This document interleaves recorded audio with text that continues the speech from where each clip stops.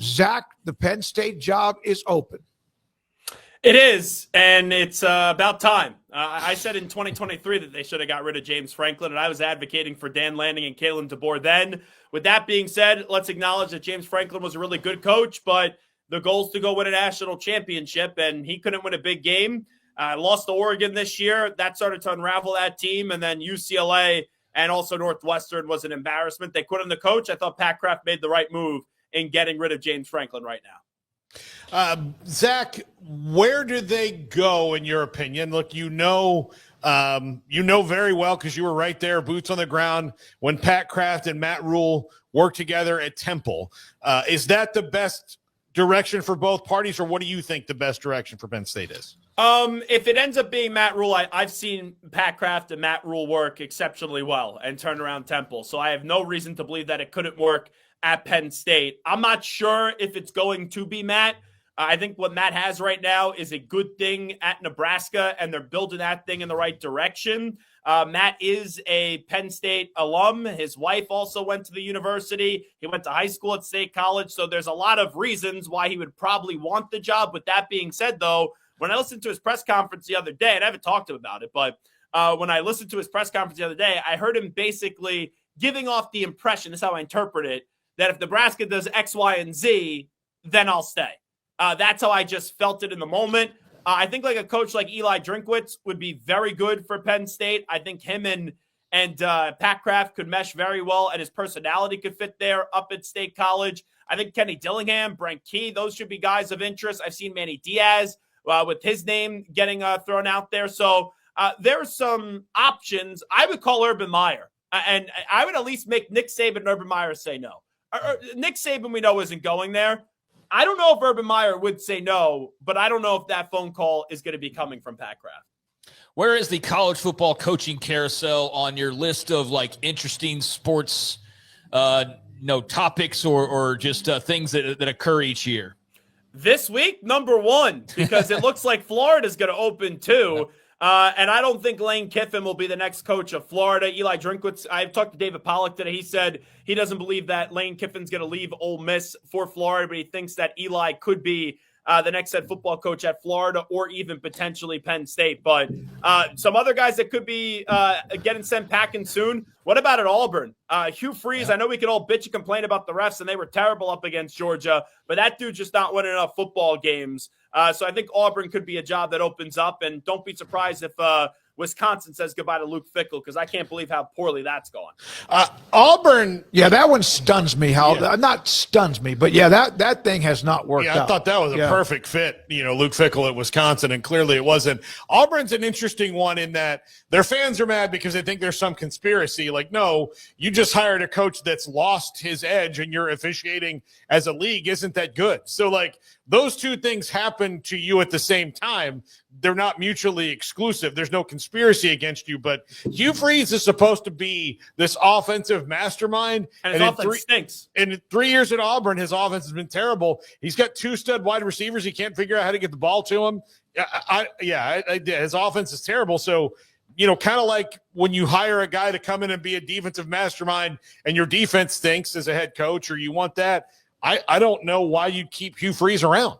And John Sumrall could be a name too to monitor in the SEC. I know he played at Kentucky. I think he was going to be the coach at UNC, and then Bubba Cunningham was kind of forced to hire Bill Belichick. In theory, I can't crush him for it. It's easy to do so right now because the Bill thing is not working out. But I think the two young coaches right now, Sumrall and then Alex Golesh, are probably due for new jobs. And then Silverfield over there at Memphis, he's done a good job there. So those could be some other names to monitor. But when a job like Penn State opens, when Florida opens, that's when you're going to get a lot from these Power 4 coaches right now that are currently acting as head coaches. So those are the two big ones to really watch. Zach, he can rub people the wrong way sometimes, but how good of a football coach is Curt Cignetti, man? Phenomenal. He is just tremendous. I'm running out of good things to say about him. I forget who we had on earlier in the week, but they dared me to try to find the better coach in the country right now. It was Josh Perry, who obviously played at Ohio State and is on NBC now. He said, find me a better coach in the country right now than Curt Cignetti. And you could throw me out all these other coaches. I'm not saying he is the best coach, but I can't really debate you and call you an idiot and a moron and a dope. And that's a guy, I'll make a point with Curt Cignetti and Penn State. He's a Pittsburgh guy. He's 64 years old. You got to make Curt Cignetti say no. I think he will say no. But here's the one thing no one's really talking about. Pat Kraft worked at Indiana, played at Indiana. Indiana is his alma mater. Does he want to be hated by his alma mater if Curt Cignetti said yes? I know you have to do what's in the best interest of your job. I know that's priority number one. But I wonder if Pat Kraft is going to be as aggressive on Curt Cignetti as we think. Because if he takes away Cignetti from Indiana, his alma mater is going to absolutely hate him. And who wants to be hated by their alma mater? No. Okay, so you know Matt Rhule well. We do. I sent him a text that said, if you're going to get in the business of building and renovating houses, shouldn't you wait until the roof is on, the plumbing, electricity is set before you start at another house? Because that's kind of what he's done at Temple, Baylor, and trying to do it in Nebraska. Yeah. Did he respond to that text, Smokey? No, he's probably, no. I thought you had something else there. I'm sorry. I left you hanging. But No, it's not your fault. I just didn't want to speak over you like Paul did when I was waiting to get on because I thought he was very rude there, by the way. Oh, the old veteran and Smokey, you had no respect. You forgot he was there. Zach, do you have any idea over 15 years of doing a show how many times this guy but you're young. Completely forgot? I'm 45. I'm not that young. I know, middle-aged. but Smokey is the legendary coach there, and you've just been his longtime assistant, and you're the coach in waiting. You don't disrespect the coach like that. You don't do that. I'm sending you a gift card to the nicest restaurant wherever you want. Thank you for saying that. Don't say that to somebody in New York City. Yeah. That's right. I take it back. Yeah. We would tell you to get the F out of the way. There's no way to doubt that. What about 3 years at Temple? At Baylor, and now third year at Nebraska. And I hear they have a game against a team that's riddled them the last decade in Minnesota with row your boat. It pisses me off. It's a distraction, but I get why it is too. And I understand the connection with him. Yeah, so I don't think Eli Drinkwitz said it the other day. You can't prevent what's out there. And there's rumors that are out there that are legit, and there's rumors that aren't legit. This is a legit rumor. He's going to be a candidate for the job. Him and Pat Kraft are extremely close. It doesn't mean he's going to get the job. It doesn't mean he's going to take the job. Here's what I know. Matt Rhule loves where he's at right now at Nebraska. Matt Rhule has done a really good job at Nebraska. But if it came out that he was going to go back home, go to a place where he grew up in State College, played high school ball at, played for Penn State, and met his wife there, are we going to sit there and crush him for going home? No, but he's got to then go win a national championship at Penn State. Newsflash, you don't got to win a national championship at Nebraska. So the standards of the jobs are different. I think Matt has a lot going for him right now at Nebraska. I've been vacillating on this back and forth. If you put a gun to my head right now, I wouldn't feel safe about it because there'd be a gun to my head, but I really wouldn't feel safe about it because I would not know what the answer is. Right now, my gut tells me that'll stay at Nebraska. That's my gut.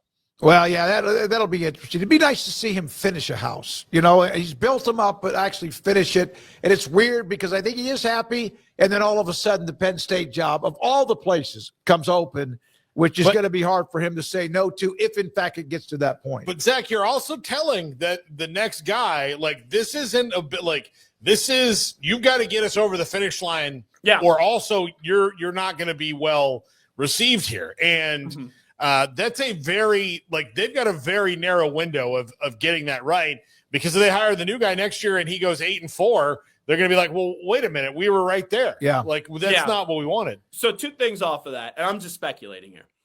Matt saw what happened to Scott Frost, who was a legend at Nebraska, when he obviously a great player, right, national champion, and then the head coach is a disaster. Now they can't stand him at Nebraska.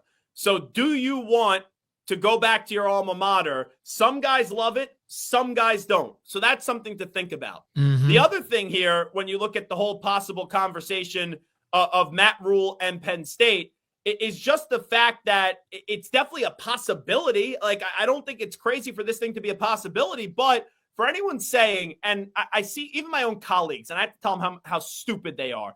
They're like, oh, well, look at his overall record. His overall record's not that great. Guys, Temple football was on the verge of getting dropped. He had college freaking game day there. He beat Penn State. He took Baylor when no one wanted to touch Baylor with the 10-foot pole with the things that happened at that university. His final season, he had, 10 or 11 wins? And then he goes to Carolina. It did not work out in Carolina. He'd be the first one to tell you. And now he's at Nebraska. And is it completed at Nebraska? No. But he had Nebraska in a bowl game last year. They won a bowl game the first time, since 2016. And now they're out to a 5-1 start. But if he goes to Penn State, Penn State would be the job he's taken where they're actually in a position where he doesn't have to do that much building and he could really hit the ground running to try to go compete for a national championship right away. Yeah, no, they're set, and they have the budget. They're committed to that. I think Nebraska's trying to get to that point. I think that Rhule can use this as another way to get another, a couple of apples. I hope he stays in Nebraska. Yeah, because I've said some mean things about James Franklin at Penn State. Those Penn State fans do not like me. I would have to start rooting for Penn State all of a sudden. Yeah. I'd have to hit the transfer portal as a college football fan. Well, we got to know you because Rhule was hired at Baylor, and you've been covering him and reached out to us about that. I agree. This is a weird year with Indiana and Tech, Zach. The last question for me, with two teams that look really good in Indiana now, second consecutive year, how much fun would it be for them not just to get to the playoff but make a run? It would be awesome. Curt Cignetti is everything that college football is about with the big-time personality, and we've been lacking some personality or some faces of the sport. With Urban Meyer no longer a part of it, Nick Saban now out of it, Kirby Smart, where they're great. Don't get me wrong. He's won 2 championships, but we thought they were going to be the next Alabama. And I just don't love the personality of Kirby Smart. So we're looking for a face of the sport. Cignetti has talked a big game. He's brash. He's arrogant, but the dude just wins. I look at it right now. I think Ohio State's still the best team in the country. Miami's been a heck of a story this year. And Indiana's been unbelievable. I don't think Oregon is dead yet, and the SEC is still the SEC. Right now, I think A&M is going to win the SEC. That would be my pick today. But Bama, at the end of the day, may be the best team in the SEC when it's all said and done. Like you remember last year, Georgia won the SEC, but then Texas was the team that got the farthest out of the SEC. So it makes for what's going to be a very, very fun rest of the season in college and the NFL, because no one can sit there right now and tell me without a doubt who definitely the best team is in the NFL and college football. Thank you, buddy. Great to see you, Zach. Enjoy the rest of the week. Zach Gelb with us, Infinity Sports Network.